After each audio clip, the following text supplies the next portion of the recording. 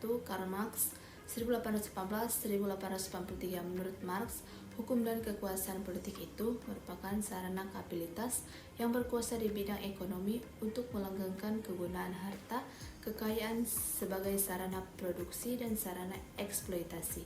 Menurut Marx, hukum bukan saja berlaku sebagai fungsi politik saja, melainkan sebagai fungsi ekonomi. Marx dapat kita sebut sebagai seorang sosiologi hukum pada saat mengemukakan pendapatnya tentang pencurian kayu pada tahun 1842 sampai 1843. Marx mengatakan bahwa hukum adalah tatanan peraturan yang memenuhi kepentingan kelas orang yang punya dalam masyarakat. Marx memandang masyarakat sebagai suatu keseluruhan yang antagonis. Dalam pandangannya, watak dasar seperti ini ditentukan oleh hubungan konflik antar kelas-kelas sosial yang kepentingan-kepentingannya saling bertentangan dan tak dapat didamaikan karena perbedaan penduduk mereka dalam tatanan ekonomi.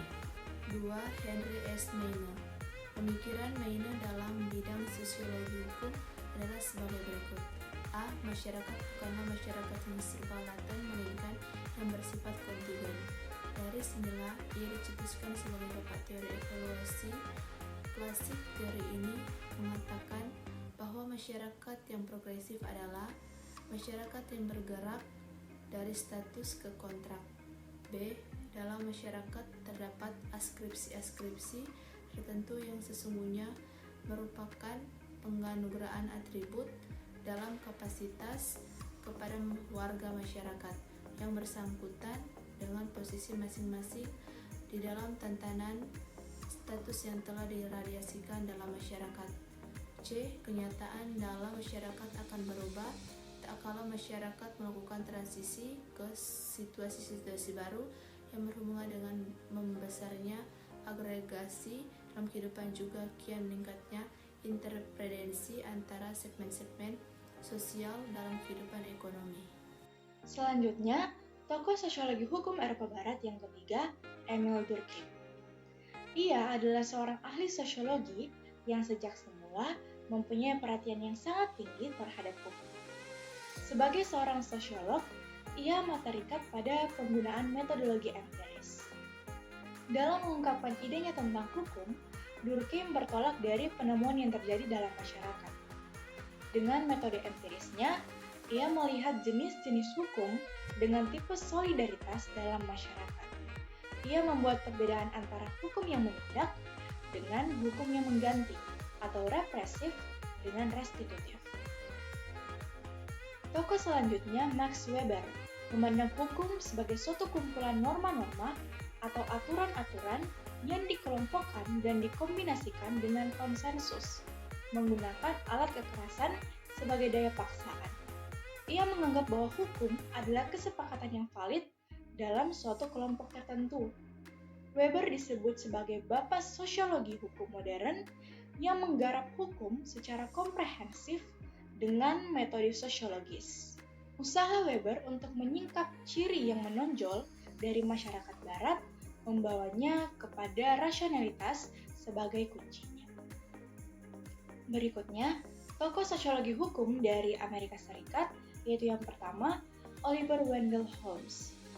Holmes yang dikenal dengan revolusi sosiologi dalam ilmu hukum di Amerika Serikat menolak dengan tegas mazhab analitis maupun mazhab historis. Pikiran utama Holmes dalam sosiologi hukum ini adalah bahwa setiap hakim bertanggung jawab memformulasi hukum lewat keputusan-keputusannya. Hakim harus selalu sadar dan yakin bahwa hukum itu adalah bukan suatu hal yang omnipresent in the sky, melainkan sesuatu yang senantiasa hadir dalam situasi-situasi konkret to meet the social need.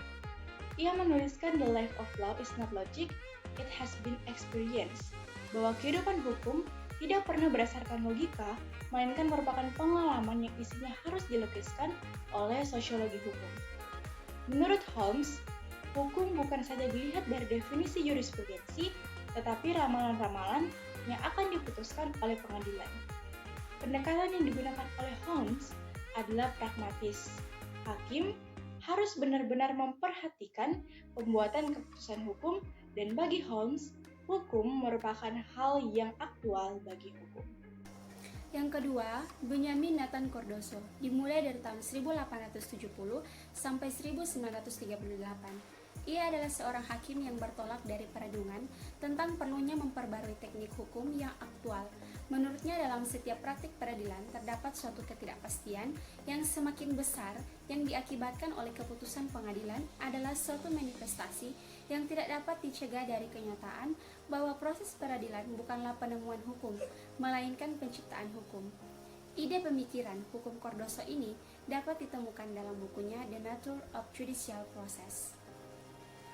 Pemikiran Cardozo adalah sebagai berikut. Yang pertama, hakim memiliki kebebasan untuk memutuskan suatu perkara, tetapi batasannya tidak boleh bertentangan dengan kepentingan hukum. Yang kedua, berbagai kehidupan sosial seperti logika, rakyat, sejarah, dan standar moralitas yang disepakati bersama-sama dalam kehidupan merupakan instrumen ke arah terciptanya hukum. Yang ketiga, harus tetap sejalan dengan kebutuhan-kebutuhan sosial. Roscoe Pound, dimulai dari tahun 1870 sampai 1964. Pandangan Roscoe Pound adalah hukum diselenggarakan untuk memaksimalkan perumusan kebutuhan dan kepentingan interes. Ia lebih cenderung melihat kepentingan, bukan etika dan moral. Dalam kehidupan hukum, ia mengatakan bahwa hukum ini diperlukan karena adanya berbagai kepentingan dalam setiap bidang kehidupan. Adapun pokok pikiran Pound adalah sebagai berikut. Yang pertama, ia lebih menelaah akibat-akibat sosial yang aktual dari adanya lembaga-lembaga hukum dan doktrin-doktrin hukum, lebih pada fungsi hukum daripada isi abstraknya. Yang kedua, mengajukan studi sosiologis untuk mempersiapkan perundang-undangan dan menganggap hukum sebagai suatu lembaga sosial yang dapat diperbaiki oleh usaha-usaha yang bijaksana dalam menemukan cara-cara terbaik untuk melanjutkan dan membimbing usaha-usaha yang seperti itu. Dan yang ketiga, untuk menciptakan efektivitas cara dalam membuat peraturan perundang-undangan dan memberi tekanan kepada hukum untuk mencapai tujuan-tujuan sosial, tidak ditekankan kepada sanksi. Pound lebih memandang hukum sebagai proses rekayasa sosial. C. Positivisme hukum dan masalahnya. Pada intinya, positivisme adalah sebuah posisi filosofi yang menegaskan bahwa pengetahuan ilmiah yang berasal dari observasi terhadap data, dari pengalaman dan bukan spekulasi yang berusaha untuk melihat kebalik fakta-fakta yang diobservasi untuk mengetahui sebab utama, makna ataupun esensi. Dalam versi positivisme yang paling kuat, ia sama sekali tidak membangun pengetahuan, sehingga fakta dan nilai dipisahkan secara kaku. Ia sendirinya tidak boleh membuat penilaian subjektif terhadap apa yang diobservasinya, dan ia tidak boleh melakukan penyelidikan ke dalam makna atau signifikan utama dari nilai-nilai yang dipegang orang-orang yang diobservasinya. Pengujian yang dengannya positivisme. Hukum dapat mengenali ekstensi hukum atau hukum-hukum tertentu adalah penguji yang analog dengan pengujian yang digunakan para ilmuwan untuk dapat mengenali kehadiran unsur kimiawi tertentu. Positivisme hukum berusaha mencari pengujian hukum yang memungkinkannya untuk mengidentifikasi data hukum sejauh mungkin tanpa membalik ke peraturan-peraturan legislatif tersebut, yakni kepada proses pembentukannya dan tanpa mempertimbangkan sikap-sikap atau nilai-nilai yudisial. A. Kaidah-kaidah sosial dan hukum. Pola pikir manusia akan mempengaruhi sikapnya yang cenderung untuk melakukan atau tidak melakukan sesuatu terhadap manusia, benda ataupun keadaan. Kaidah-kaidah itu ada yang mengatur pribadi manusia dan terdiri dari kaidah kepercayaan dan kesusilaan. Kaidah kepercayaan bertujuan untuk mencapai suatu kehidupan yang beriman, sedangkan kaidah kesusilaan bertujuan agar manusia berakhlak atau mempunyai hati nurani. bersih. Di lain pihak, ada kaidah-kaidah yang mengatur kehidupan antar manusia atau pribadi yang terdiri dari kaidah-kaidah kesopanan dan kaidah hukum. Kaidah kesopanan bertujuan agar pergaulan hidup berlangsung dengan menyenangkan, sedangkan kaidah hukum bertujuan untuk mencapai kedamaian dalam pergaulan antar manusia. Kedamaian tersebut akan tercapai dengan menciptakan suatu keserasian antara ketertiban yang bersifat lahiriah dengan ketentraman yang bersifat batiniah. Kedamaian melalui keserasian antara ketertiban dengan ketentraman merupakan suatu ciri yang membedakan hukum. Ciri-ciri kaidah hukum yang membedakan dengan kaidah lainnya. 1. Hukum bertujuan untuk menciptakan keseimbangan antara kepentingan. 2. Hukum mengatur perbuatan manusia yang bersifat histeria. 3. Hukum dijalankan oleh badan-badan yang diakui oleh masyarakat. 4. Hukum mempunyai berbagai jenis sanksi yang tegas dan bertingkat. 5. Hukum bertujuan untuk mencapai kedamaian, ketertiban, dan ketentraman. B. Lembaga-lembaga kemasyarakatan.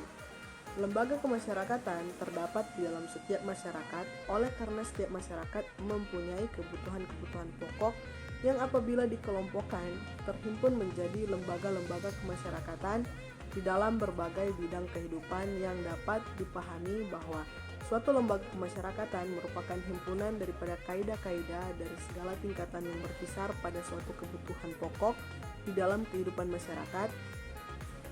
Fungsi dari lembaga kemasyarakatan itu sendiri yaitu 1. Untuk membedakan pedoman kepada warga masyarakat bagaimana mereka bertingkah laku atau bersikap di dalam menghadapi masalah-masalah masyarakat yang terutama dalam menyangkut kebutuhan-kebutuhan pokok. 2. Untuk menjaga keutuhan masyarakat yang bersangkutan. 3. Memberikan pegangan kepada masyarakat untuk mengadakan sistem pengendalian sosial kontrol. Di samping itu terdapat 3 tipe lembaga kemasyarakatan yang antara lain pertama dari sudut perkembangannya, lembaga dengan sendirinya tumbuh dari adat istiadat masyarakat. 2. Dari sudut sistem nilai-nilai yang diterima masyarakat, basic institution dan subsidiary institution. 3. Dari sudut penerimaan masyarakat, socialization institution dan unsanctioned institution. 4.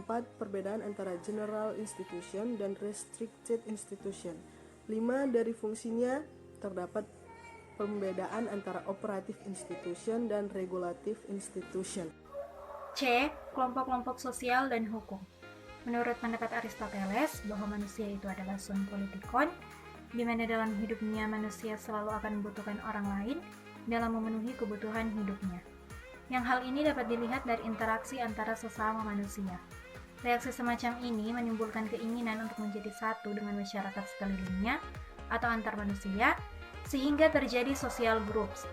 Interaksi manusia berlaku timbal balik, yang artinya saling mempengaruhi satu sama lain, yang dengan demikian maka suatu kelompok sosial mempunyai syarat-syarat sebagai berikut. Yang pertama, setiap warga kelompok tersebut harus sadar bahwa dia merupakan sebagian dari kelompok yang bersangkutan. Yang kedua, ada hubungan timbal balik antar warga negara yang satu dengan warga-warga lainnya. Yang ketiga, terdapat beberapa faktor yang dimiliki bersama oleh warga-warga kelompok itu sehingga hubungan antara mereka bertambah erat. Faktor yang tadi merupakan nasib yang sama, kepentingan yang sama, tujuan yang sama, ideologi politik yang sama, dan lain-lain. Yang keempat, ada struktur. Yang kelima, ada perangkat kaidah-kaidah. Yang keenam, menghasilkan sistem tertentu. Lapisan-lapisan sosial dan hukum. Dalam lapisan masyarakat terdapat golongan atas upper class dan golongan bawah yaitu lower class. Dijelaskan bahwa kalangan upper class jumlahnya lebih sedikit dibandingkan lower class karena kalangan upper class jelas-jelas memiliki kemampuan yang lebih banyak dan dianggap sebagai suatu hal yang terpenting dalam kehidupan bermasyarakat. Upper class yang memiliki kemampuan yang lebih tadi akan merujut kepada kekuasaan yang tentunya dapat menentukan berjuta-juta kehidupan manusia. Dan baik buruknya suatu kekuasaan senantiasa diukur dari kegunaannya untuk mencapai suatu tujuan yang disadari oleh masyarakat. Dapat dikatakan bahwa kekuasaan dan hukum mempunyai hubungan timbal balik di satu pihak hukum, member atas kekuasaan, dan di lain pihak kekuasaan yang juga merupakan suatu jaminan berlakunya hukum. Peran hukum di sini yang dimaksud adalah untuk menjaga agar kekuatan tadi tidak melakukan tindakan yang sewenang-wenangnya, di mana ada batasan-batasan tentang perannya yang tujuannya tidak lain untuk menciptakan keadilan. Dalam hal ini, tidak menepis kemungkinannya bahwa yang pertama adalah semakin tinggi kedudukan seseorang dalam stratifikasi, semakin juga sedikit hukum yang mengaturnya. Dan yang kedua, semakin rendah kedudukan seseorang dalam stratifikasi, semakin banyak juga hukum yang mengaturnya.